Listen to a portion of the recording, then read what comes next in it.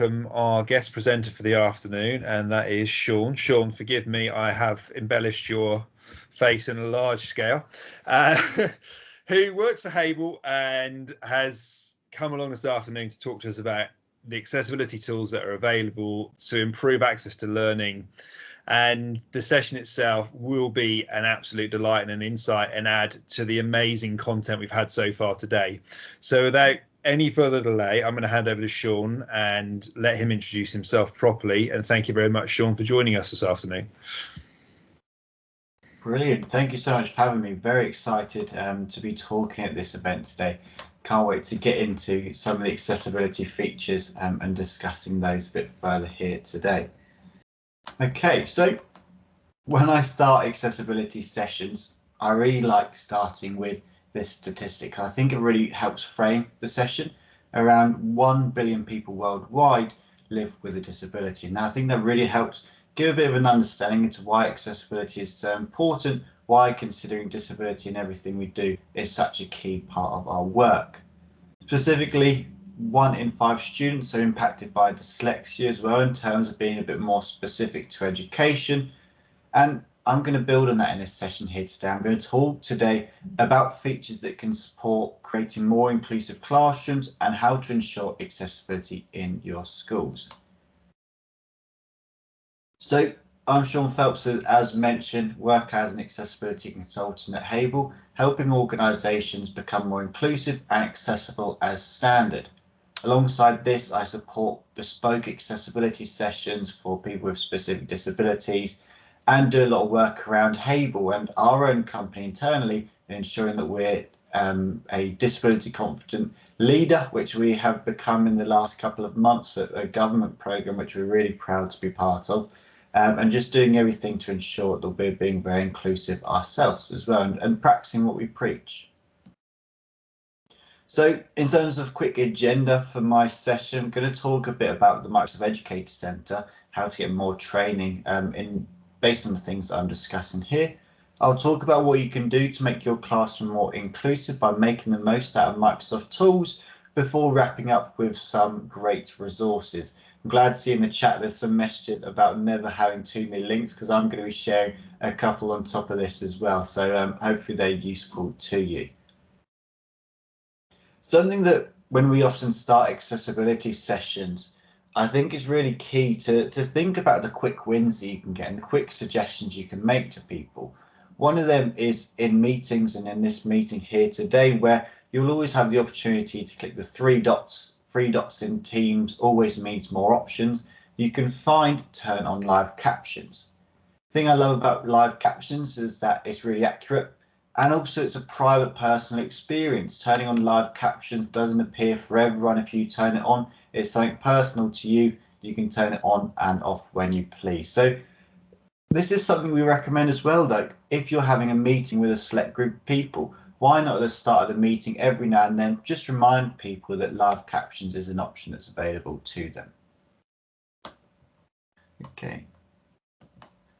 So going straight into what accessibility means, I'm going to cover a couple of definitions because some definitions will resonate with you more than others. By accessibility, we mean everyone is included. This doesn't necessarily mean assistive technology or specialist technology. It is just ensuring that everyone is included and empowered. To me, accessibility is about ensuring everyone can fully participate in a situation where they would not otherwise be able to. Of course, in education, that's exactly what you want to see. It's important to think of it this way. When we don't deliberately include, we can unintentionally exclude, which obviously is something that, especially in schools, we're always looking to work towards. We want organisations and schools and colleges to start being accessible as standard, going further than just meeting the regulations that a lot of public sector organisations especially have to meet by law. And if you're not an inclusive organisation or inclusive school, you're missing out on such a large amount of opportunities that brings. So when we talk about accessibility, that really does mean everyone. Exclusion is a big part of this, and it can happen to anyone at any time.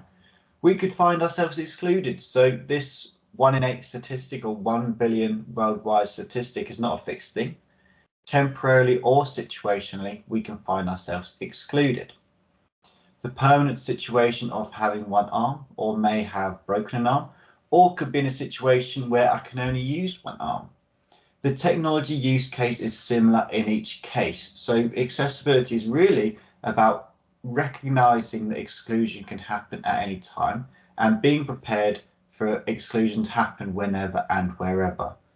This was a real light bulb moment for me in understanding accessibility, that exclusion can happen at any time. Okay, another kind of statistic or quote that I really like around exclusion is that disability is the largest minority group worldwide that anyone can join at any time. And I think that's quite a key thing around what I'm talking about here with exclusion. And we just need to be accessible as standard. You're not going to embark on a project which excludes 1 out of 8 people. So we need to think about being accessible as standard when we think about accessibility. Disability takes many forms. Some are more obvious than others. I think the mental health aspect of disability on the right hand side there has become a lot more prevalent during the pandemic, with people working or studying from home and starting to understand the importance of well-being, going against some of the misconceptions that well-being brings, and actually understanding the real importance of it. Also, 70% of disabilities are invisible, so this is definitely something to consider as well. Alongside this, often people and students look to not disclose their disability through fear of how it changes how people react. So definitely something to again consider and think about as we go through this session. Spoke before at a side session around 1 in 5 children have dyslexia. And I think an important thing around this, using dyslexia as an example, these are the typical challenges that someone with dyslexia may face. However, it's important to understand that this isn't the same for everyone with dyslexia. Some students experience blended letters, some may experience words moving around the page. Microsoft have really created some great tools as well that align really well to the main points, and the main points I have on screen here. On the flip side, people often forget about the strengths that children with dyslexia are likely to have, far greater than is generally acknowledged. For example, having greater creativity and out-of-the-box thinking than someone who is neurotypical. So it's about balancing that intervention and looking to draw out the positives, and I honestly think that these Microsoft tools are something that can really help with that. So the Microsoft Educator Center, moving on to that now before I look through tools, provides educators with free professional development resources about Microsoft products. Also got some great resources in there as well that you can access. In terms of earning badges today, it's something you can navigate to, sign in, and you'll be ready to go, and you'll be able to redeem a code at the end of my session here as well today. In terms of creating your account, 2 hours of training completed on there can bring you to Microsoft Innovative Educator status. If you'd like to continue your accessibility learning or are interested in specific products, definitely take a look, because there's some great courses on there that build on the kind of information I'm sharing here today. Becoming an MIE is just the beginning. The code can very much help you on your way to that. And then after that, you can apply what you learn on the Microsoft Educator Center in your classroom to build an application to become an expert. And as you may be aware, Microsoft also have a number of showcase schools, which links to this program as well. Okay, so what happens when we create inclusive cultures in education? We find that students grow their potential and gain independence. Teachers are more empowered to engage every single learner. Schools build reputations as these real positive places that promote equality and inclusion. Then we bring in Microsoft technologies into the discussion, and a lot of research has been done into the impact of those accessible technologies. The research was able to show that Microsoft accessibility technologies can save special education teachers an average of 1.5 hours per week for helping students without logging them on to different systems. So you're saving time here when thinking about accessibility and thinking about the Microsoft tools that you can look to adopt and bring in. So, inclusive classroom.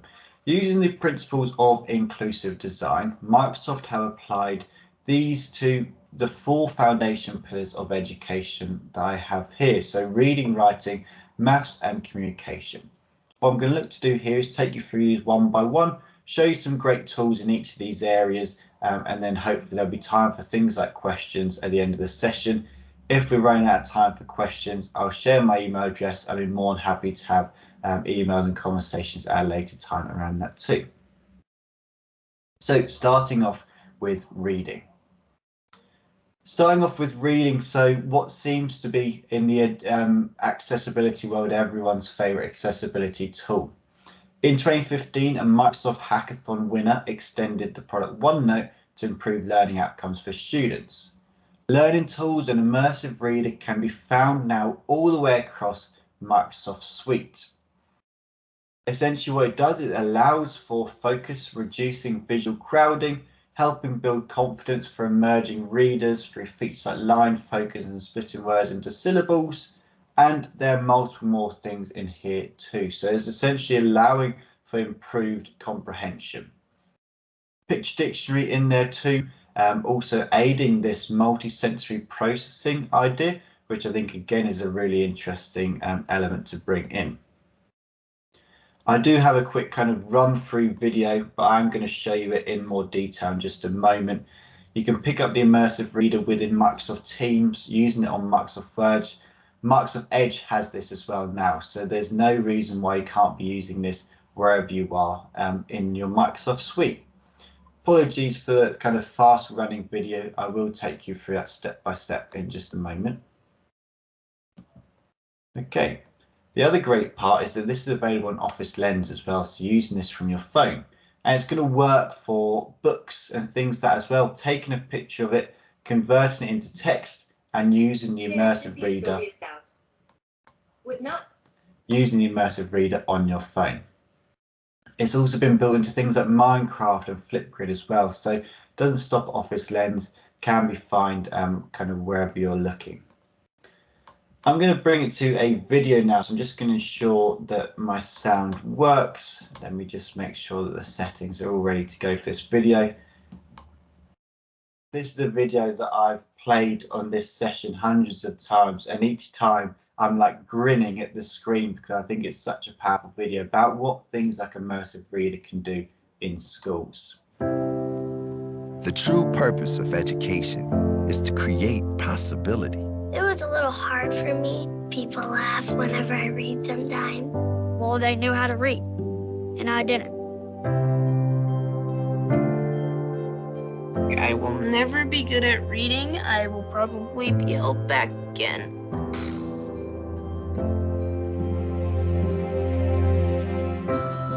It highlights the words to know where I am. When it's reading, I see spaces between the words, and it's easy to focus on.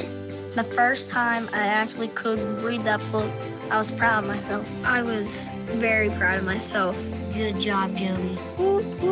When technology and education come together, possibility becomes reality. I want to read every book in here.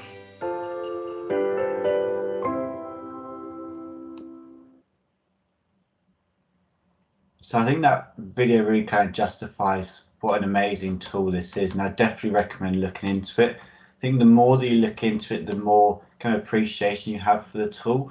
When I first heard about Immersive Reader and looked into it, I thought, oh, that's a great thing, helping students to read and kind of just be able to read and get involved with content.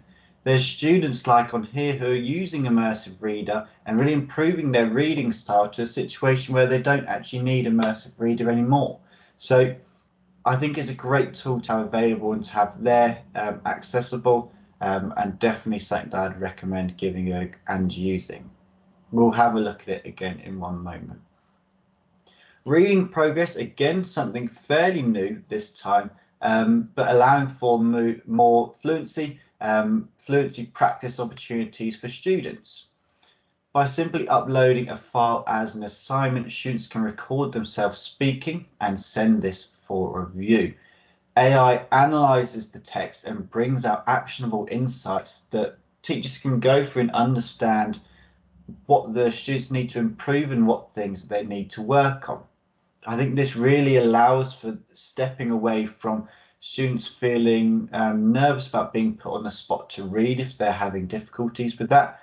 This gives the opportunity to use the best that technology has to offer to really create a great experience and improve reading. So I apologize I can't show this feature as a kind of live demo, but I definitely recommend searching up reading progress. Microsoft have some great detailed information about it, and even sort of like click-through guides so you can kind of work through the process. So definitely recommend taking a look about that afterwards. Okay, so just going to have a quick look at Immersive Reader because I kind of sped through it with the video before. Again, you can use this in multiple different applications. I'm just going to show you using it in Teams, accessing it from there. Accessing from Teams, so hovering over a message, 3 dots in the top right hand corner. Mentioned earlier, 3 dots is always going to mean more options. I can click into more options and bring up the Immersive Reader. That brings up this page for me, which originally is going to have the white background. I've changed it to the yellow one there. First of all, with the background, so color themes, students with dyslexia often find they experience visual stress, often caused by the black text on the white background. There's been lots of research into what color theme works best. There's never really been a definitive answer, so lots of different options being available is something that's going to really help. And then from here as well, increasing the spacing and text size on there. Moving into grammar options, so splitting into syllables to make the comprehension and reading process easier. Again, education-wise, splitting into parts of speech and having different colours for different parts of speech is allowing children to improve their writing style by understanding the setup and how sentences are constructed. And then from here we have line focus, avoiding something called visual blurring by making sure that each line is focused on at once. And then picture dictionary. So something really interesting is this tool called Picture Dictionary. Essentially, it's going to understand the word, it's going to give you an image of it, and also allow you to hear that if you want to as well. So multi-sensory processing, seeing something while you read it, really aids that comprehension. And then finally, you have the option to play to have this read out loud for you. A handout. Okay, so I could go back to the top and start playing from there again if I wish to. At sales and marketing. Okay, so I'm going to go back from here now. Definitely something, a tool I'd recommend looking into for you there. Okay, so moving now on to writing and Microsoft Editor. So this is a tool that you can use to understand the readability of your documents and gives ideas for enhancing your work. Designing with accessibility in mind here. So this is something that started off as an accessibility feature and then starts helping you be more productive as well. So kind of multi ways in which this is really useful for you. Accessible design makes it accessible for everyone and helps them be productive. It's very much things that you don't think you need until you have them, and then you couldn't imagine writing a document without it. Students can use this tool, but also teachers in sending out communications to parents or other teachers. As we go into later education, it's amazing for things like plagiarism checks as well by comparing similarity to online sources. I think as technology becomes more advanced, there is a fear that everything will be done automatically for students, which could impact learning. The thing I love about Editor is that it tells you why you should look to make these changes and doesn't just make them for you. So it gives a little bit of information about that, and I hope to show that in the demonstration in just one moment. Dictate, so Microsoft has Dictate and Transcribe tools built into Microsoft Word and other applications as well. Dictate is a great tool. You can use this from your phone as well. I think it's a great opportunity to be kind of walking around, not looking at your screen potentially, which I really like the idea of reducing a bit of that eye strain, which is a brilliant kind of way of using this tool. When we think about transcribe, so the transcribe feature does a little bit kind of more of a detailed understanding of what you're saying. So it's not a live dictation tool. It takes a bit of time to understand what you're saying. But both of these features give you the opportunity to get everything you want down on paper.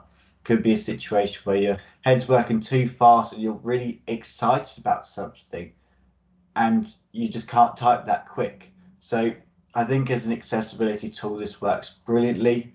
And the transcribe feature as well has turned out to be really useful for people with dyspraxia in being able to justify what people are trying to say instead of just sitting looking at a blank document and trying to write down kind of what's expected.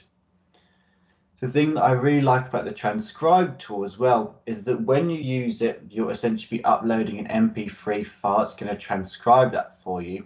And then on the right hand side, it's just going to split up into different paragraphs and different sentences the words that you've said. So it doesn't overload your document by just throwing everything on the page. You have the option to actively think, actually that bit, let's not use that bit, that wasn't very good, but that bit I want to put into my document here. So you can do it midway through working on a document, do a bit of transcription and add in elements wherever you see fit and wherever works for you. So a brilliant tool that I definitely recommend using. So in terms of demonstrating this, if I go into this Microsoft Word document, I have the Dictate tool up here. If I click onto here, and I can click. Been finding some issues in terms of actually using the Dictate tool on the online version today and yesterday, unfortunately, but if you had a look on, you should be having no problems there. Essentially, you can click to stop and start the Dictation tool there. I might be having an issue up here potentially. We can move on from there. But essentially, you have the opportunity to transcribe or to dictate to your laptop and get that text appearing on the screen. Definitely recommend you when you are using this tool to ensure that you're not looking at the screen while the text is coming on. I find that really distracting, and it means that I'm focused on the words that are coming on the screen because there's like a second or so delay, and it avoids me from actually thinking about what I want to say. So look away and talk to your laptop. There's also dictation settings on doing things such as choosing your spoken language. You can also add on auto punctuation if you wish as well. Okay, so auto punctuation allows you to go through a bit of a quicker speed instead of saying things like full stop. That would be doing your manual punctuation. But the auto punctuation is going to allow you to go quicker through. It understands the intonation of your voice and the context of your sentence to add in question marks or exclamation marks based on what you're saying, which again is a really interesting feature. I think the AI behind this is really smart and really clever. The transcribe tool is on a drop down next to dictate.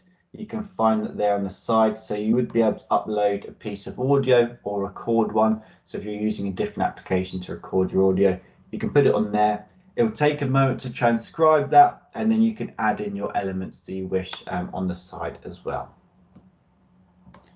Okay, the next thing I want to show here is editor. So editor will give you a score, an editor score, 95 at the moment, on any document that's over 100 words. Okay, this will also reflect your type of writing style. So at the moment, I've got it down as a casual writing document. It's a score of 95%. If I change that to a formal or professional written document, that's going to drop that score down for me. In terms of the refinements that it looks to make, if I'm putting in words such as don't instead of do not, it's going to understand that as a contraction and suggest that I don't use that for using that formal language. It's also going to pick up kind of different things that are going to make my document more formal by bringing in together, by bringing together just some refinements around acronyms and conciseness in there too. So brought up a few more things for me here, such as inclusiveness. So when we're thinking about inclusion and accessibility, it's really important that we check this. Things such as salesman. So salesman is written down here. It's going to tell you why this needs to be changed. So it says a gender neutral term here would be more inclusive, and you have the option to one click change that to salesperson. So it's got that learning throughout, and you're making changes that's going to improve your document. Again, for conciseness, it's giving suggestions of things you could do, clarity the same, and suggesting different words that you can bring into there as well.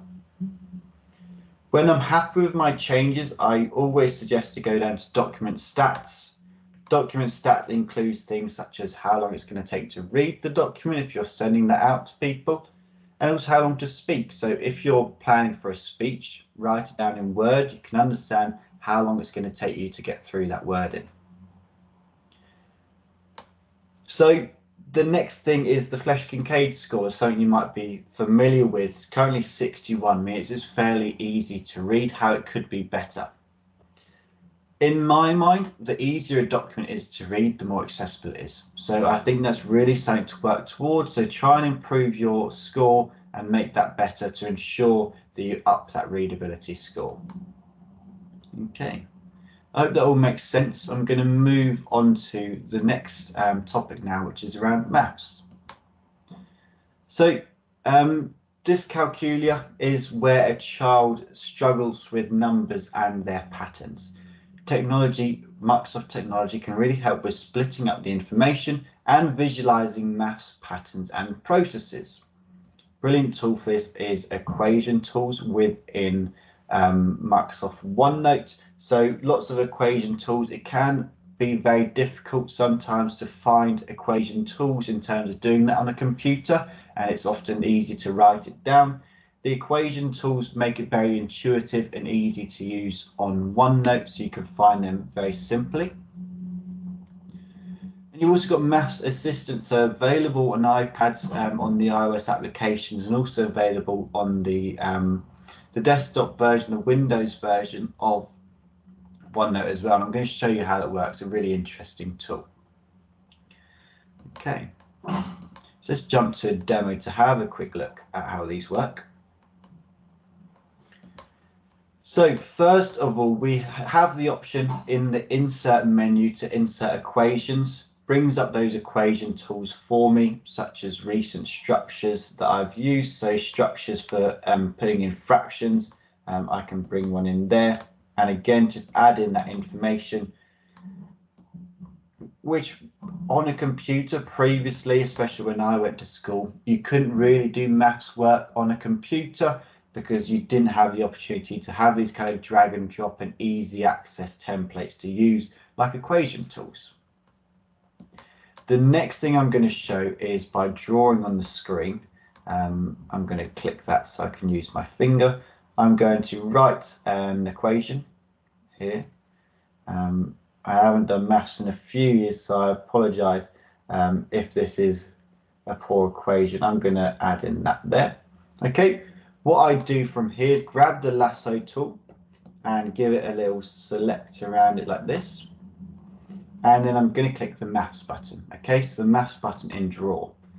It's going to show me what it thinks that equation is. So it's picked it up perfectly thanks to my lovely handwriting. But if this is a little bit wrong, you can go into fix it, select the area that it's got wrong. Sometimes with the X written like that, it thinks it's a C potentially. So you just select that, choose to fix it, and choose from a selected group of options of what you're trying to do instead. You can change this ink to maths, so it's written down, typed down in that. So if you do want to draw, then want to in the end bring it into a kind of written format to make it a bit more formal, you can do that. And now for the best part, you have the option to select an action and solve for X or Y. You can also bring a graph in 2D to this as well if you want to use the graphing tools embedded in this as well. So solving for Y is giving me the answer, which I can drag that solution onto my document as well. But again, in terms of the learning side and helping learning, it shows you your steps. So you can see the solution steps to actually work you through the process and help you out here. You can also use Immersive Reader on this, which I think again is great. And then finally with maths tools, you can also click to generate a practice quiz. So based on the question that you've created for yourself, you can generate a practice quiz using Microsoft Forms. It's going to do all the work for you of similar questions. You can use AI to work out what's going to work for you there. So really interesting tools, especially from the maths side there. Okay, so last up we have communication. So communication. Fear of public speaking affects a staggering 73% of people, and I think that's really understandable. There are a number of factors that can cause this, two key ones being confidence and then also preparation. I think people often fear public speaking because they don't think they're very good, or some fear it because they're worried they'll forget what to say. Presenter Coach allows for a private practice, creating you a tailored report, giving you recommendations on how to improve with picking up common fillers, making you aware if you're using sensitive phrases, and seeing how fast you're going and how kind of the pitch and pace of your voice. So definitely something to look into and use, a brilliant tool that you can access from there. I think as well that the beauty of this tool is that really often when a presentation is coming up, especially when you're at school, the recommendation is to chart in front of your friends first, or practice in front of your peers or family first. For me, often that's even more daunting than presenting in front of a further group of people. So this private practice that's going to be very honest with you is very a kind of important experience, and it can add to that confidence and preparation side. It doesn't have to just be students either as well. This can be helping prepare for a lesson that you haven't delivered before, or a presentation you have to do in front of other groups of people in there as well. The other great thing within PowerPoint is the Present Live feature. So as a presenter, I can open the deck. I'm going to present, go to the slideshow and click Present Live. Immediately you can see a QR code and a short link. Audience members can use any device and scan a QR code or type a link in, and it's going to optimize the presentation for any device. Presenters can see how many people have joined, and it's going to be synchronized through different people's devices as the presentation goes on. This is great for when you're in large auditoriums or large rooms where people might be further away and struggling to see your content on screen. Can zoom in to different slides, give engagement throughout the presentation, thumbs up for understanding. And also you can translate this as well. So you can translate the subtitles into 60 different languages. So definitely something to consider using as a great accessibility feature for your more in-person sessions. After as well, you get this continuous improvement by presenters receiving feedback as well on this to look to make them improve in the future as well. So communication support throughout, accessible communication throughout. I'm going to touch on something in a moment called PowerPoint Designer as well, in terms of making that whole process of creating, preparing and delivering presentations very accessible and a very useful tool. Last thing to mention, Microsoft Teams captions. Can't talk about communication without touching on Teams. I mentioned at the start about turning on captions. I think it's great practice at the start of your meeting. Sometimes just remind people it's there. So let's have a look into these tools now. I'm going to go onto my PowerPoint here, which I have ready to go. I have a very bare PowerPoint where I've just kind of added in some details. I think the really important thing to get is that with PowerPoints, it's really important to focus on your content first, because with something called PowerPoint Designer, the AI is going to take away the time of you making the slides look good and look very well edited and visualized. So making sure the content's good first, and then you don't have to spend hours thinking about how the slide design is going to look. Actually, in as little as 3 clicks. So if we walk through this, 1 click to design, 2 clicks to designer, and then the 3rd click to choose my slide. The AI embedded into this understands who William Shakespeare is as the context of the slide, and it's given me an icon to match my title. The AI gets even more impressive when we bring in things like dates. So it understands that I've got 3 different dates here on my slide. So it said, why not put that in a timeline instead? So quick, so easy to do. I don't know if you've ever used SmartArt to create a timeline before. It's not an intuitive and easy experience. And this is something that's done that in a kind of matter of seconds. And it's a really great kind of view for you to have. Finally, famous plays, it could be in a list. I do have the option to add in photos as well if I want to add more. If I add in a photo, if I insert one really quickly from Bing Pictures, let's just go Hamlet there, bring in an image and insert that. Design ideas are going to change again a little bit and give me some great image suggestions there too. So I like my PowerPoint, I like how it looks, and I can then present my slides from there. Slideshow, I want to practice it first, so I have my rehearse with coach option. With that also brings the option to turn on body language. So especially if you're presenting things online, potentially, having the option to turn on the body language filter and element is going to pick up body language and how well you're doing with that too. If your hands are constantly over your mouth while you're talking, if you keep turning away or coming in really close and really far away from the camera, it's going to pick that up and give you recommendations on how to improve. Unfortunately, I'm not going to go through the process of clicking into this and kind of doing a fake presentation to show you the outcome.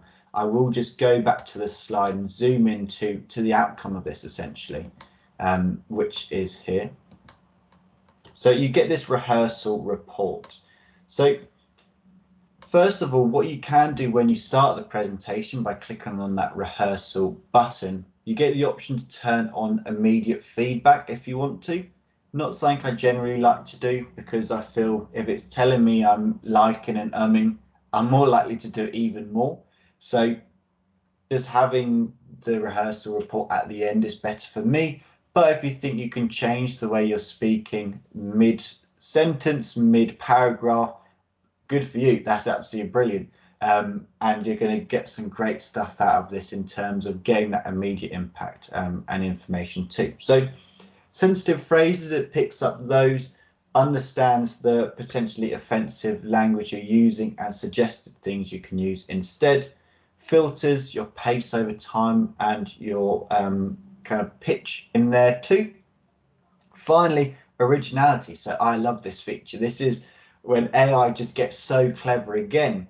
It's understanding the words that you've written in your slide, compared that to the words you're saying, and if they're a match, they say, try not to avoid reading exactly what's on the slide. That's something obviously we're told to try and avoid doing, and definitely something to consider.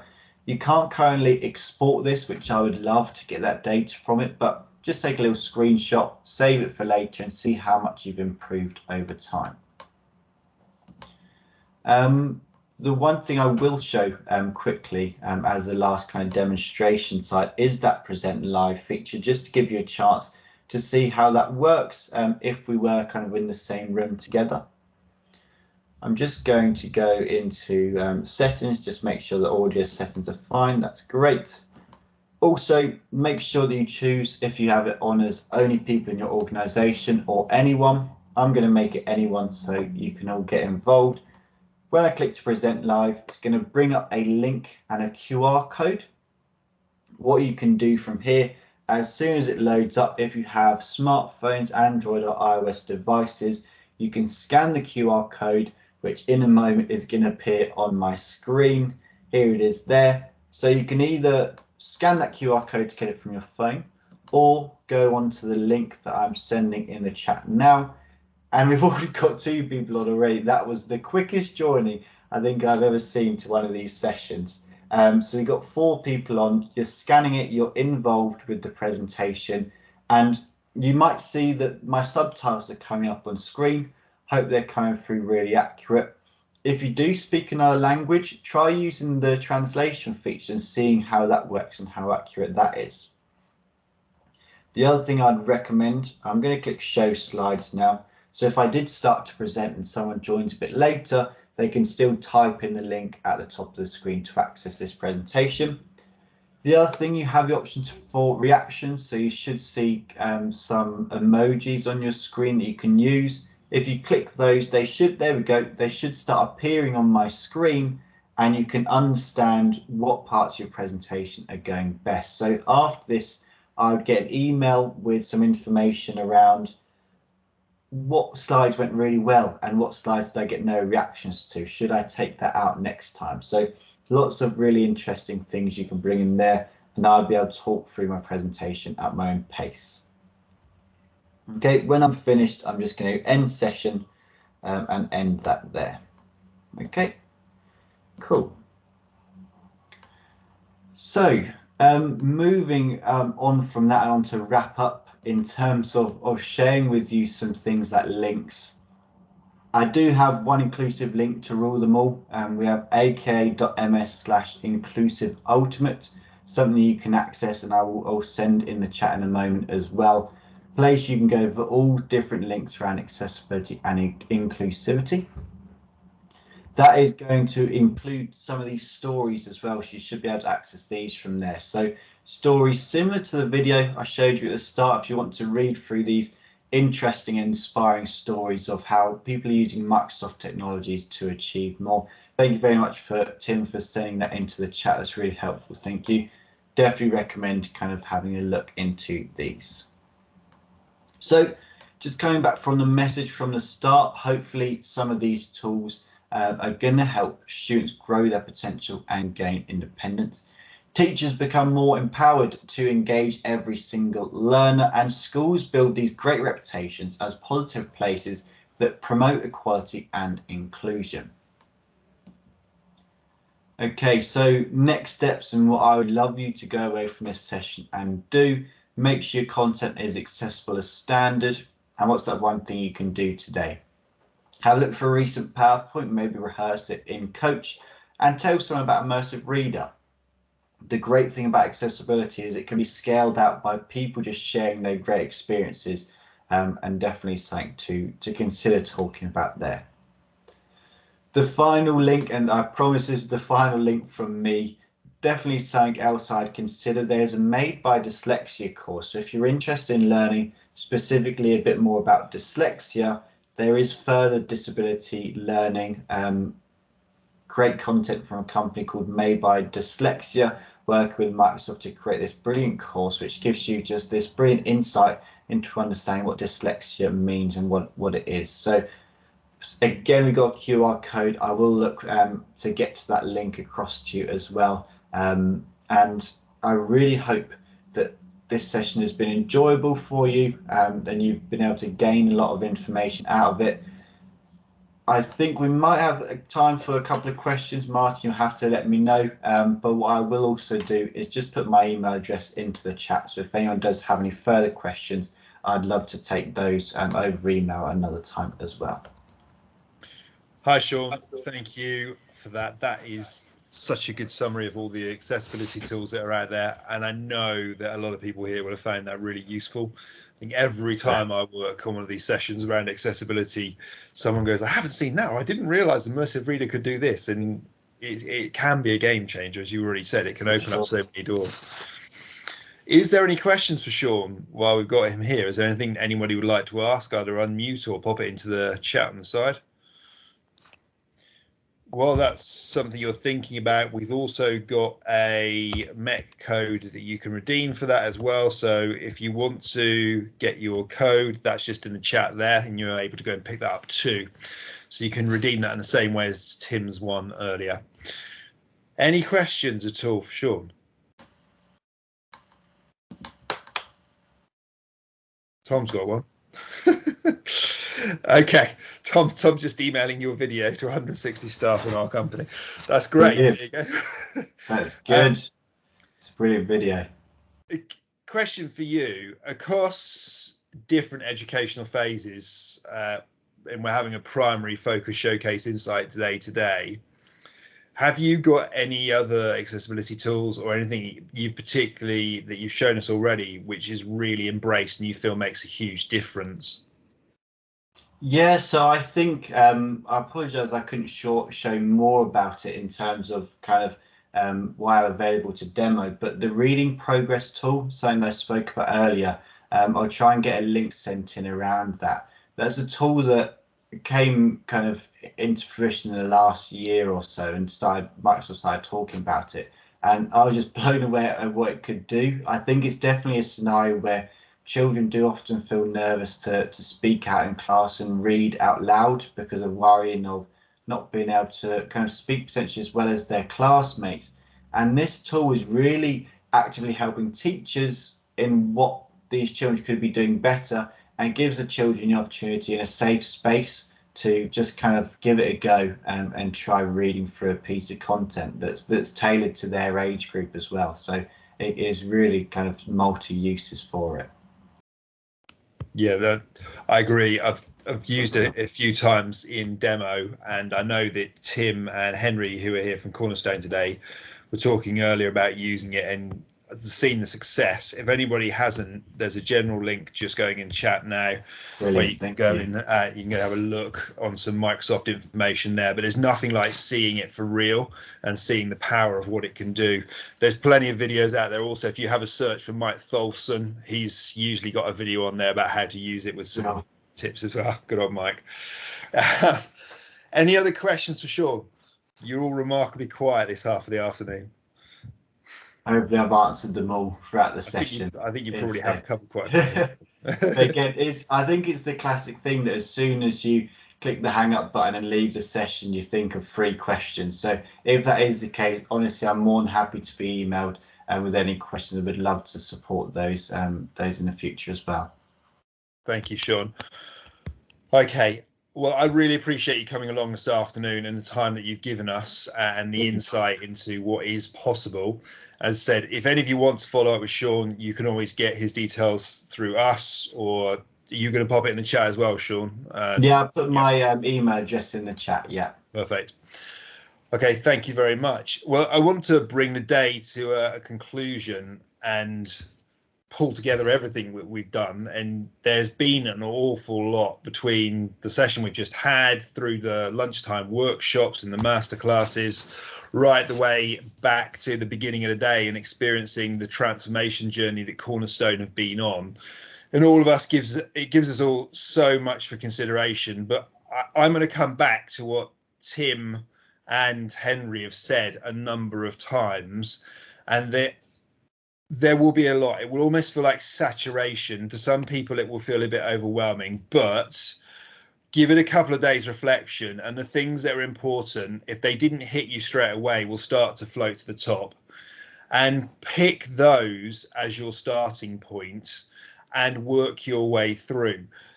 Do not try to bring everything that we've experienced in today's sessions all together in once and bring it in. It may be that you feel that actually it will be beneficial for you to distill all of this in an updated vision, or if you haven't written a vision before, it might have inspired you today, some things that you've got here now to create a really powerful vision for transformation.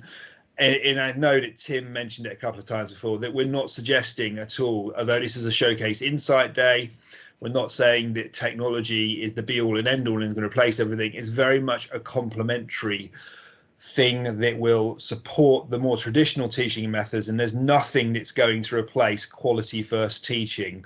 It just gives you another tool in your arsenal to either hook pupils in or make life easier for staff or get everyone together, because we've still got some people isolating. It's got so many purposes, but it shouldn't be the dominant thing. It should be that it works alongside what a school stands for, and exactly how powerful it can be is then what you decide to do with it in the long term. And you are going to make mistakes. You will trip up, you will fail at first.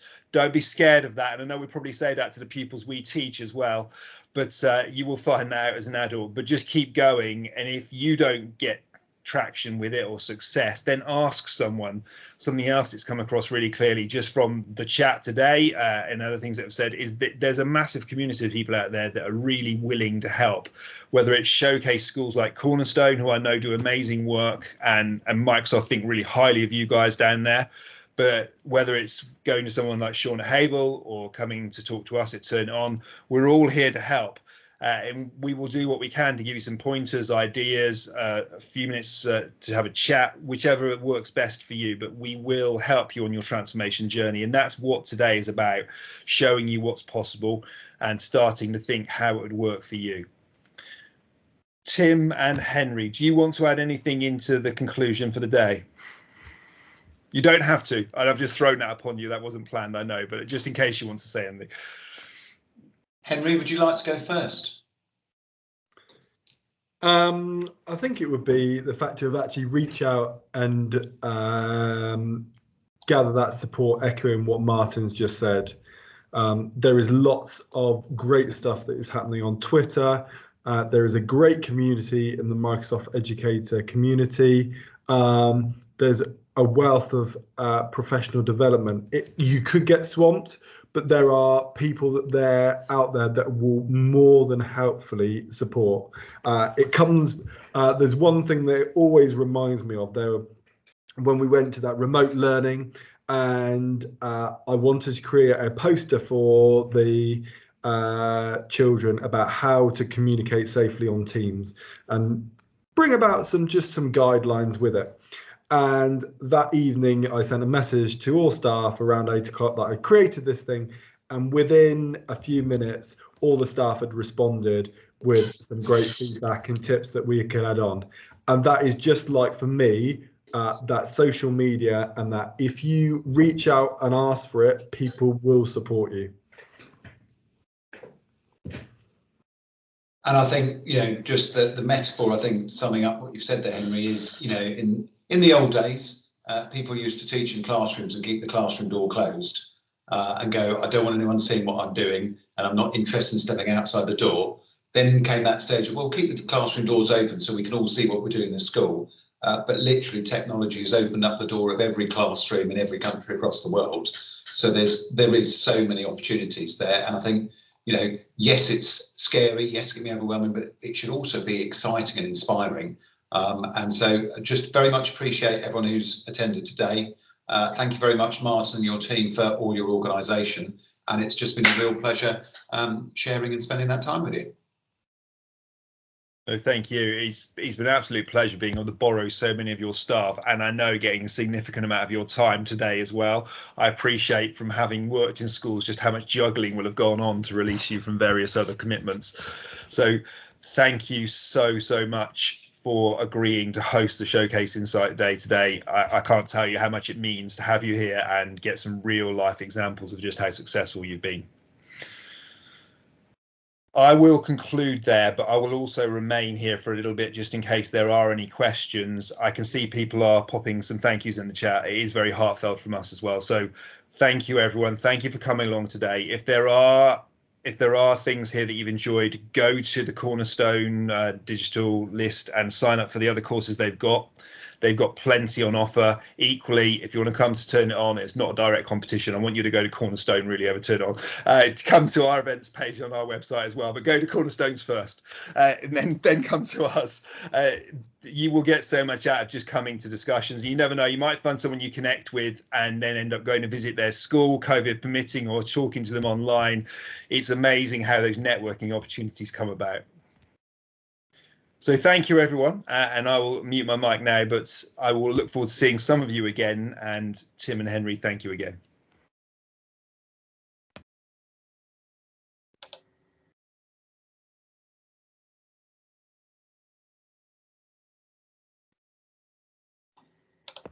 Tom, did you want to speak? No, just going to pop on and say thanks, Martin. And I think Tim and Henry have just dropped off, but just to say thanks to them again. Yeah, it's fabulous. Yes, yeah, such a good day. So much has come from today, and discussions that happened. It's really powerful stuff. Yeah, it's great.